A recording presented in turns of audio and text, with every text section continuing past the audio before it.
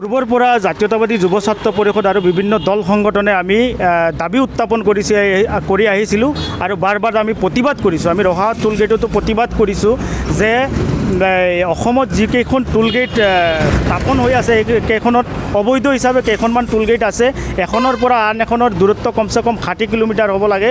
আজি ৰহা টোল গেটৰ পৰা ডবকা মিকিৰাটি হাওগাঁও টোল প্লাজাখনৰ দূৰত্ব হ'ল আপোনাৰ 48 কিলোমিটাৰ। 48 কিলোমিটাৰৰ ভিতৰতে এইখন টোল গেট হ'ল অবৈধ টোল গেট।